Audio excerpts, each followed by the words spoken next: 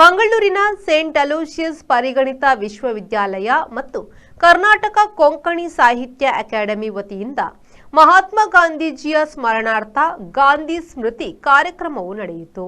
ಮಂಗಳೂರಿನ Saint Aloysius ಪರಿಗಣಿತ ವಿಶ್ವವಿದ್ಯಾಲಯದಲ್ಲಿ ಮಹಾತ್ಮ ಗಾಂಧೀಜಿಯ ಸ್ಮರಣಾರ್ಥ ಗಾಂಧಿ ಸ್ಮೃತಿ ಕಾರ್ಯಕ್ರಮವು ನಡೆಯಿತು. ಕಾರ್ಯಕ್ರಮದ ಅಧ್ಯಕ್ಷತೆಯನ್ನು ಸೇಂಟ್ ಅಲೋಶಿಯಸ್ ಪರಿಗಣಿತ ವಿಶ್ವವಿದ್ಯಾಲಯದ ಕುಲಪತಿ ಡಾಕ್ಟರ್ ಪ್ರವೀಣ್ ಮಾರ್ಟಿಸ್ ಎಸ್ಜೆ ವಹಿಸಿ ಕಾರ್ಯಕ್ರಮಕ್ಕೆ ಶುಭ ಹಾರೈಸಿದರು.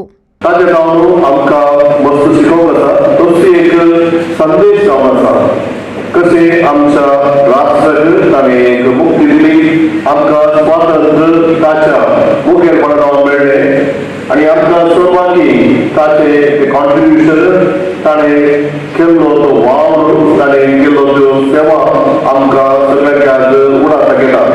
ताचे एक जावन तशें एक मोटीच एक सातापणी एक संदेश जावन आमकां आयलें. ताची जिणी पळयत जाल्यार ती एक सताची जिणी कसे ताणें सगळ्यांनी ते एक प्रेरणा जावन दिलें की आमकां आज आमी विसरल्या. ಈ ವೇಳೆ ವಿಶ್ವವಿದ್ಯಾನಿಲಯದ ರಿಜಿಸ್ಟ್ರಾರ್ ಆಲ್ವಿನ್ ಡೇಸಾ, ಕೊಂಕಣಿ ಸಾಹಿತ್ಯ ಅಕಾಡೆಮಿಯ ಅಧ್ಯಕ್ಷ ಜೋಕಿಮ್ ಸ್ಟಾನಿ ಆಲ್ವರಿಸ್, ಕೊಂಕಣಿ ಸಾಹಿತ್ಯ ಅಕಾಡೆಮಿಯ ಸದಸ್ಯರು ಸೇರಿದಂತೆ ಮೊದಲಾದವರು ಉಪಸ್ಥಿತರಿದ್ದರು. ನಾಗೇಶ್ ಕಾವೂರು, ವಿ4 ನ್ಯೂಸ್, ಮಂಗಳೂರು.